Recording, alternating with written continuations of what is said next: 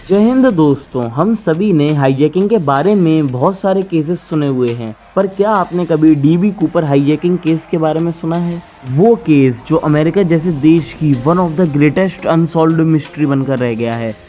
आपको ये जानकर हैरानी होगी कि एफबीआई जैसी वर्ल्ड की टॉप इन्वेस्टिगेशन एजेंसी भी आज तक इस केस को सॉल्व नहीं कर पाई है। तो चलिए दोस्तों, चलते हैं इस वीडियो में आगे और जानते हैं डीबी कूपर हाईजैकिंग केस के बारे में डिटेल में।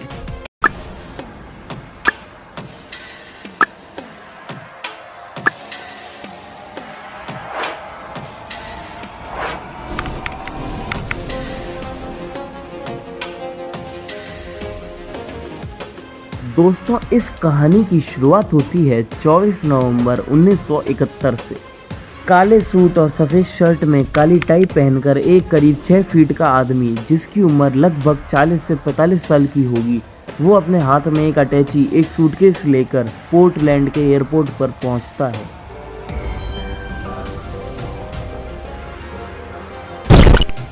और वहाँ पर वो नॉर्थ वेस्ट ओरिएंट एयरलाइंस के टिकट काउंटर पर पहुँचता है और वहाँ से एक वन वे टिकट खरीदता है फ्लाइट 305 की पोर्टलैंड से सिएटल तक की। वो आदमी उस टिकट पर अपना नाम डैन कूपर लिखता है और उस टिकट के लिए वो कैश में $20 पे करता है। डैन कूपर उस फ्लाइट को बोर्ड करता है और वो जाकर उस फ्लाइट की लास्ट वाली रो में सीट नंबर 18E पर बैठ जाता है।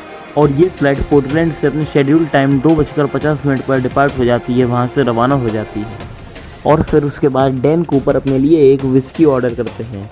टोटल इस फ्लाइट पर 36 पैसेंजर्स ऑन बोर्ड होते हैं और उन्हीं के साथ में 6 क्रू मेंबर्स भी ऑन बोर्ड होते हैं।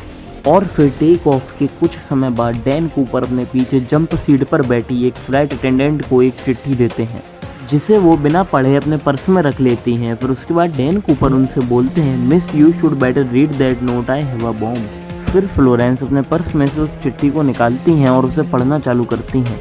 उस चिट्ठी में बड़ी ही साफ सुथरी राइटिंग में लिखा होता है, miss I have a bomb and I want you to sit by me. फिर फ्लोरेंस जैसे कूपर ने बोला था उनकी बगल वाली सीट पर जाकर बैठ जाती हैं और फ्लोरेंस कूपर से रिक्वेस्ट करती हैं कि वो एक बार उन्हें वो बॉम्ब दिखा दें। फिर डैन कूपर ने अपने ब्रीफकेस को खोला, जिसमें 4-4 की लाइन में 8 रेड स्टैंडर्ड्स थे। उनसे 2 तार भी अटैच हुए थे और उनके साथ में एक सिलेंड्रिकल बैटरी भी थी। फिर डैन कूपर ने अपने ब्रीफकेस को बंद कर लिया और उसके बाद उन्होंने फ्लोरेंस से बोला कि उनकी कुछ डिमांड्स हैं और अगर वो पूरी नहीं हुई तो वो इस प्लेन को हवा में ही ब्लास्ट कर देगा।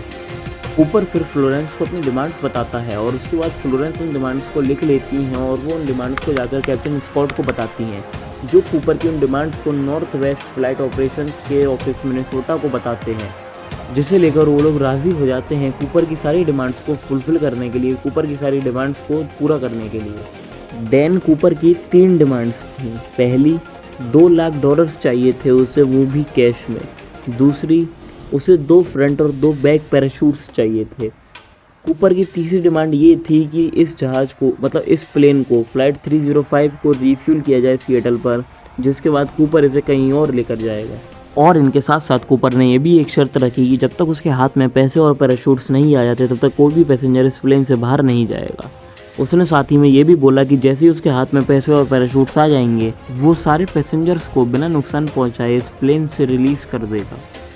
दोस्तों, अब पहुंचता है ये जहाज़ सिएटल में, जहां पर ये एयरपोर्ट के गोल गोल चक्कर काटता रहता है पूरे 2 घंटे तक, ताकि कूपर की डिमांड्स को पूरा करने के लिए अथॉरिटीज़ को सफिशिएंट टाइम मिले।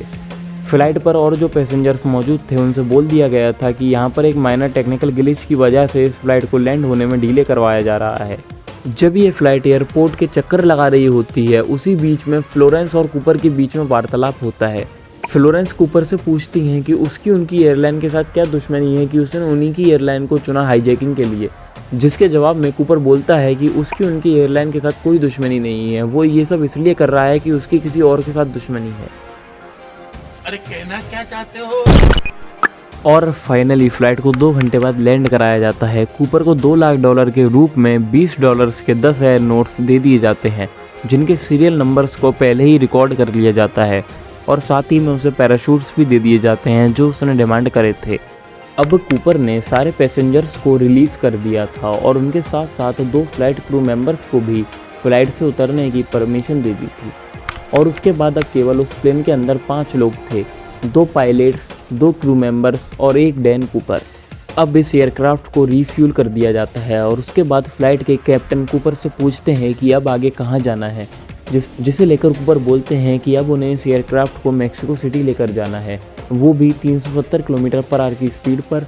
और इस दौरान इस प्लेन का एल्टीट्यूड रहेगा 10,000 फुट यानी कि 3,000 मीटर। और उसने ये भी बोला कि इस जर्नी के दौरान इस प्लेन के लैंडिंग गियर्स और फ्लैप्स खुले रहेंगे और केबिन जो है वो अनप्रेशराइज्ड रहेगा, जिसको लेकर फर्स्ट ऑफिसर ने कूपर से बोला कि ये जहाज़ सीधा एक बार में मेक्सिको नहीं जा पाएगा, बिकॉज इस प्लेन में इतना सफिशिएंट फ्यूल नहीं है कि ये डायरेक्ट मेक्सिको तक पहुंच जाए। मेक्सिको तक की टोटल दूरी थी 3200 किलोमीटर और ये प्लेन में केवल 1600 किलोमीटर तक ही उड़ पाने लायक फ्यूल था। फिर कैप्टन ने कूपर को रीनो में रीफ्यूलिंग करने के लिए बोला, जिसे लेकर कूपर तैयार भी हो गए। फिर ये एयरक्राफ्ट टेक ऑफ करता है और इसके साथ साथ 2 F-106 एयरक्राफ्ट भी इसका पीछा करते हैं। एक इसके ऊपर चलता है और दूसरा इसके नीचे चलता है, जिससे कूपर इसे ना देख पाए।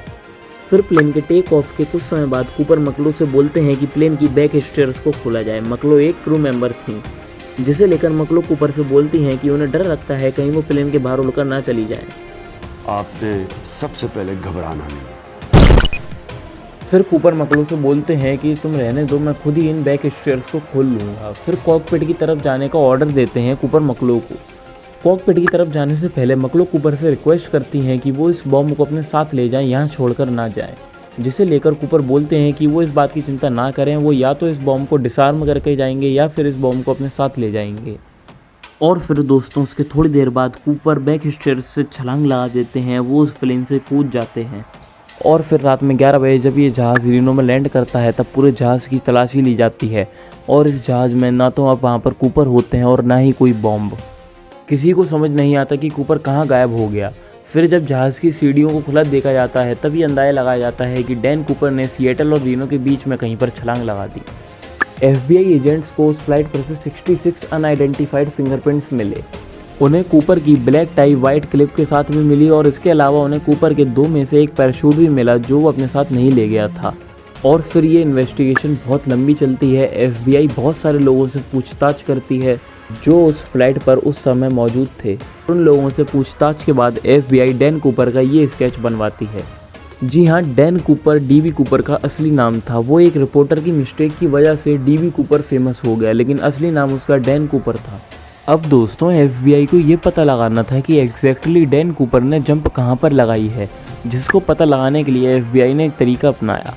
उन्हें फ्लाइट के क्रू की मदद से फ्लाइट के एल्टीट्यूड और स्पीड का तो पता था और जिस समय DB कूपर ने छलांग लगाई उस समय वो प्लेन ऑटो पायलट पर चल रहा था। इन सारी इन्फॉर्मेशन को इकट्ठा किया गया और एक सर्च एरिया चूज़ किया गया जिसके अंडर ही इन्वेस्टिगेशन को किया जाना था। बहुत लंबी इन्वेस्टिगेशन चली। FBI की सर्च टीम ने इस एरिया का एक भी ऐसा कोना नहीं छोड़ा जहाँ पर उन्होंने इन्वेस्टिगेशन ना की हो, मगर उन लोगों को इस पूरे एरिया में डैन कूपर के होने का एक भी प्रूफ नहीं मिला। फिर दोस्तों FBI ने सोचा कि डैन कूपर को जो रैंसम मनी जो फिरौती दी है उसे वो कहीं ना कहीं तो यूज़ करेगा। मैंने आपको वीडियो में पहले बताया कि डैन कूपर को दिए हुए एक एक नोट के सीरियल नंबर्स को नोट किया गया था।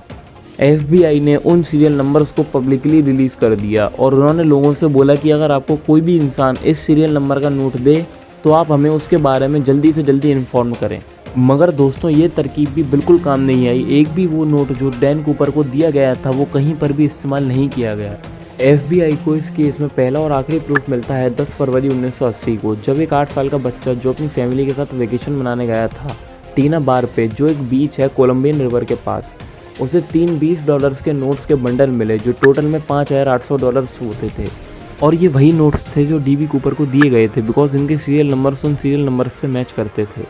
और ये कूपर की ड्रॉप लोकेशन जो FBI ने फाइंड आउट की थी उससे 20 माइल्स दूर मिले थे। पहले इन्वेस्टिगेशन टीम को लगा कि ये पानी के साथ बहकर वहाँ तक पहुँच गए होंगे, लेकिन दोस्तों बात तो ये थी कि रिवर जो था वो उल्टी दिशा में बह रहा था, जिससे इनका पानी के साथ बहकर वहाँ तक पहुँचने का कोई चांस ही नहीं था।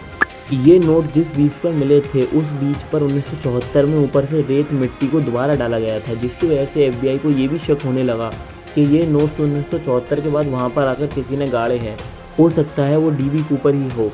इसको लेकर आगे इन्वेस्टिगेशन हुई लेकिन FBI को कोई भी प्रूफ नहीं मिला डैन कूपर को लेकर, और तब से लेकर आज तक डैन कूपर अमेरिका की one of the greatest unsolved mystery बनकर रह गया है। तो दोस्तों ये थी डैन कूपर की पूरी कहानी. So that's all for today's video. Thanks for watching. If you got some knowledgeable information from this video, then don't forget to like, share this video and subscribe our channel for more informational video.